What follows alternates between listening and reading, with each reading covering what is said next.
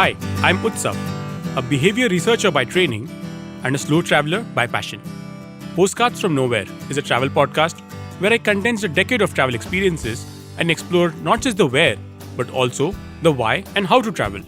My stories emerged from slow traveling the less explored parts of the world: Bosnia and Herzegovina, Armenia, Uzbekistan, and even China.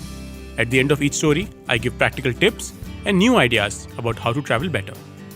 This week, we travel to Venice and discover the story of Leonardo da Vinci's lesser-known exploits in botany and the unlikely story of the humble tree that built Venice.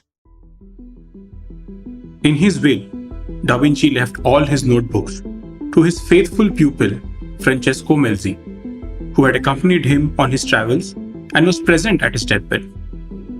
Melzi transferred his precious inheritance to his villa near Milan. After Francesco's death in 1570, his son and heir, Orazio, failed to see the significance of Leonardo's notebooks and simply dumped them in the attic. Thus, it was easy for Lelio Gavardi, the tutor in the Melzi household, to get his hands on 13 Leonardo notebooks. Gavardi went off to Florence, hoping to sell it for a high price to Duke Francesco de Medicis. However, one of the Duke's counselors advised his master, "These are not things for your excellency to bother with," and the sale did not go through.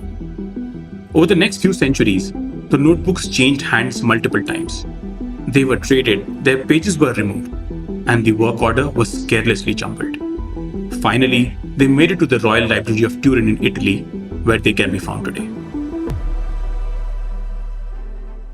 In 1964, almost 100 years later, after the notebooks reached the Royal Library, an eminent French Leonardo scholar, André Corbiou, expressed his conviction that two additional manuscripts were in fact in the National Library of Spain in Madrid. He hypothesized that their failure to come to light was possibly due to an error in the printed catalogue. At this point, the library's directors decided to make another attempt to locate the two notebooks. The search was a surprising success. At the shelf marks AA 119 and 120, two previously lost notebooks were discovered. The first was a vast work concerning technological principles. The second, an intellectual diary spanning 14 years. In 1974, the lost notebooks were published as the Madrid Codices. We all know of Leonardo for his artistic and scientific genius as an inventor. But there is a lesser-known story about him, one which takes us to present-day Marseille in France. Christopher Eloy is a professor of fluid mechanics at Centrale Marseille. As a physicist, he's interested in understanding how air flows around objects, like aeroplane wings. He chanced upon one of Da Vinci's notebooks and found himself surprisingly intrigued with trees. Yes, Da Vinci had ideas around botany too. Da Vinci observed that all the branches of a tree at every stage of its height, when put together, are equal in thickness to the trunk. Simply put, any two branches of the tree will have the same surface area as its parent branch, and this should hold true from tip to trunk. Christopher Eloy decided to test Da Vinci's 500-year-old hypothesis. In 2018, he published the scientific proof in a paper titled Leonardo's Rule, Self-Similarity, and Wind-Induced Stresses in Trees. From an engineering point of view, if you wanted to design a tree that was best able to withstand high winds, it would branch according to Leonardo's rule. Da Vinci's interest in tree anatomy is unusual for his time period. Trees and other scenery were often not featured in art throughout the 1400s and early 1500s. And thus, his work had a surprisingly deep influence on Renaissance art. In the 1840s, the artistic movement of realism emerged in France. It moved away from the exaggerated emotional style of Romanticism to portray things in the most realistic manner possible. His methods, Da Vinci's work, including that on the branching of trees, revolutionized realistic painting in a number of ways. His methods included the use of proportion and scale, and his perfection of the use of color and shade. But beyond the art, the trees had an astonishing influence on Europe itself. Specifically, the alder tree led to the development of one of the most culturally rich cities of Europe, Venice. The city was initially built on marshlands. The Venetian Lagoon consists of about 120 islands that stretch out from Italy's Adriatic northern coast.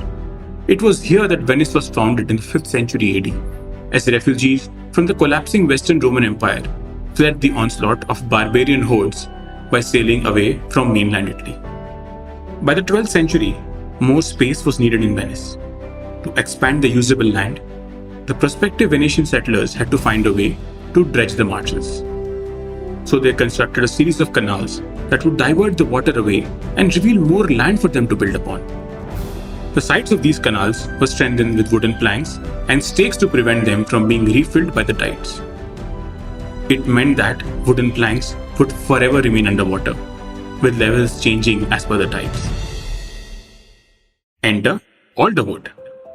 As long as alderwood remained immersed underwater completely, it could keep its compressive strength for hundreds of years.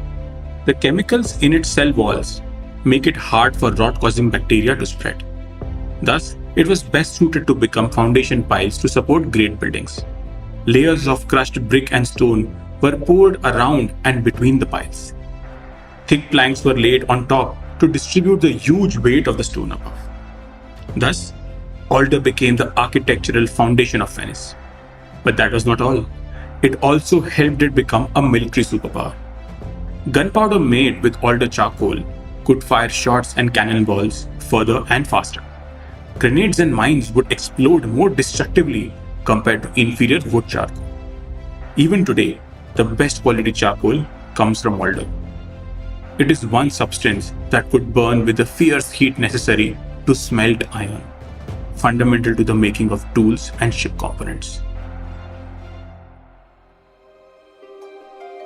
So the next time you find yourself in Venice, walk the Rialto Bridge. It is the oldest and most famous of the 4 bridges spanning the Grand Canal. The foundation of that bridge is alder wood, laid over 1,000 years ago. A 2019 paper in the Journal of Cultural Heritage published the findings of micromorphological, physical, chemical, and mechanical analysis of alder wood. It revealed that they were in good condition, their state being very close to sound alder wood. Much like the undiscovered journals of Da Vinci and his unproven hypothesis about trees, we will discover only a tiny sliver of the world in our lifetime. We may visit Venice and marvel at its canals and architecture, without ever acknowledging the alder trees which underpin the architectural marvels.